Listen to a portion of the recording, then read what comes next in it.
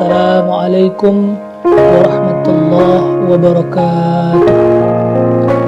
Alhamdulillah, kita puji Allah semesta alam yang masih memberikan kenikmatan kepada kita. Salawat pada baginda Rasulullah Muhammad SAW, semoga kita mendapatkan syafaat beliau. Anak-anak Bapak yang dirahmati Allah, kita melanjutkan materi kita di pokok bahasan untuk kelas 7, yaitu tentang konsep zat.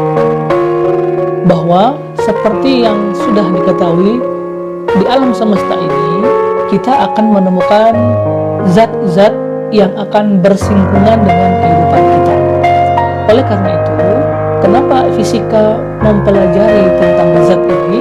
Karena memang kita dan makhluk hidup yang lainnya itu banyak akan bersinggungan, berhubungan dengan yang namanya zat. Oleh karena itu, pada bab kedua ini, untuk pelajaran fisika, pokok bahasanya adalah tentang zat. Baiklah, adapun peta konsep yang akan dibahas pada bab kedua, yaitu dengan judul materi zat dan wujudnya. Yang pertama tentang wujud zat, kemudian tentang massa jenis zat, dan yang ketiga adalah teori partikel zat. Ketiga konsep ini akan dibahas secara tuntas nanti pada materi konsep zat. Oleh karena itu, Bapak berharap kepada seluruh anak-anak Bapak kelas 7 Said Kutu dapat memperhatikan secara cermat dan penuh dengan perhatian. Baiklah, kita masuk pokok bahasan yang pertama, wujud zat. Barangkali anak-anak sekalian pernah melihat bentuk ini, yaitu gunung es yang ada di tengah-tengah laut atau di tengah-tengah samudra. Bagaimana bisa di atas air itu ada gunung es yang terbentuk? Atau dalam sebuah gelas kaca ada berisi air. Ini sering kita temukan. Kemudian balon yang dikasih atau diisi udara, atau balon yang diisi gas. Nah, sekarang menurut wujudnya, zat itu digolongkan menjadi 3. Ya, menurut wujudnya, zat digolongkan menjadi 3, yaitu zat padat. Nah, contohnya apa? Batu. Apalagi? Pasir. Dan yang lain-lain. Saya rasa anak-anak Bapak sudah terbiasa lah ya, dan sudah pernah mendapatkan materi ini. Kemudian ada lagi nanti setelah padat, cair. Ya, contohnya apa? Air. Ya kan? Nah, minyak. Kemudian apa? Gas. Ya. Nah, sekarang sifatnya. Berdasarkan sifatnya, maka zat padat, zat cair, dan zat gas itu punya sifat-sifat tersendiri. Kita lihat berdasarkan sifat bentuk, ya, sifat bentuk, maka zat padat itu bentuknya apa? Tetap. Kemudian zat cair itu mengikuti wadahnya. Kalau wadahnya bentuknya seperti tabung, maka bentuk zat cairnya seperti tabung. Ya, kalau wadahnya atau tempatnya seperti baskom, maka bentuk zat cairnya seperti baskom. Ya, demikian juga dengan zat gas. Bagaimana wadahnya, maka gas itu mengikuti bentuknya. Contoh, ban mobil yang diisi oleh gas. Karena bentuknya itu bulat, maka gas ini juga berbentuk bulat. Kemudian berdasarkan apa? Sifat volumenya. Zat padat volumenya itu tetap. Ya, demikian pun dengan zat cair tetap juga. Nah, sedangkan zat gas itu tergantung pada tempatnya, volumenya.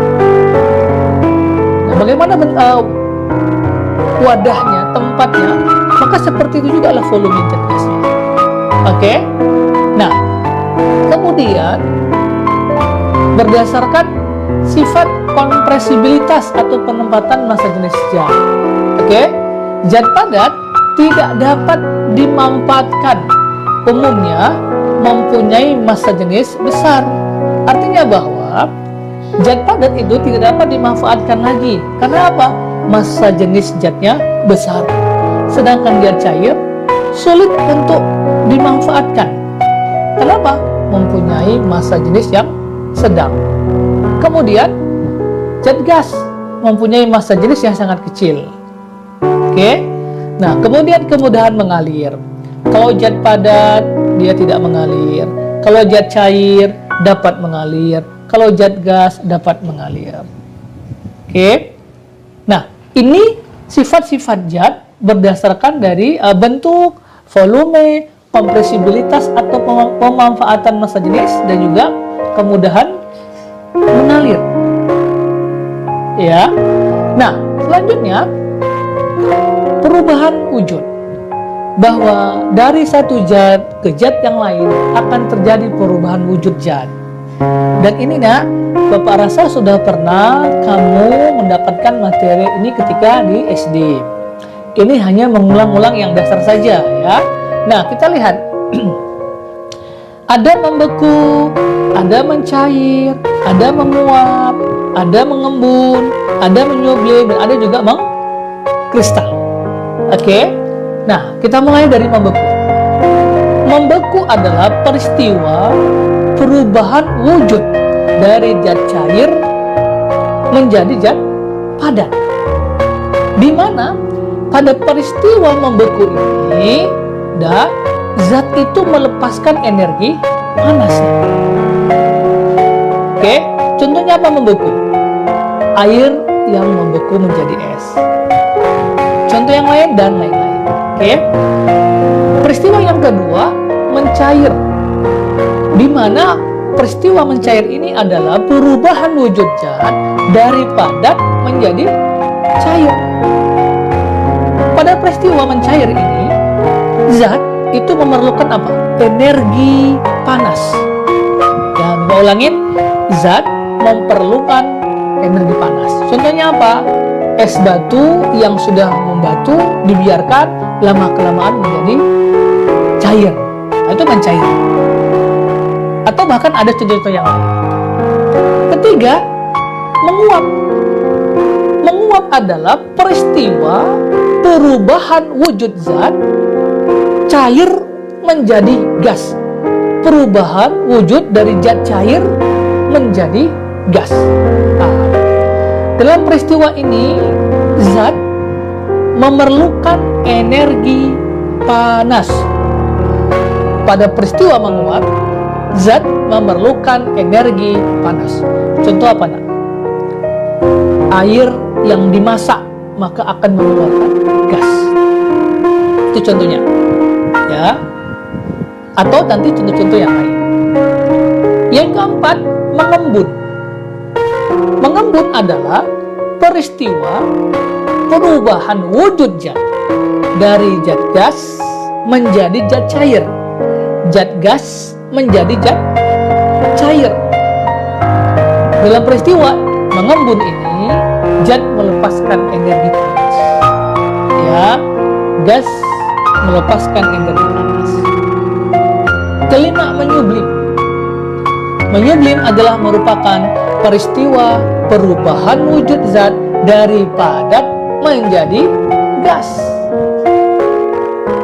Di mana pada peristiwa menyublim ini zat memerlukan energi panas. Contohnya mengkristal terakhir. Mengkristal adalah peristiwa perubahan wujud zat dari gas menjadi padat. Dalam peristiwa ini zat melepaskan energi panas. Ya. Nah, sehingga kalau kita membuat diagram perubahan wujud zat ini seperti tampilan kita ini. Lihat arah panahnya. Padat berubah menjadi cair. Padat berubah menjadi cair, mencair. Atau sebaliknya, cair menjadi padat, membeku. Kemudian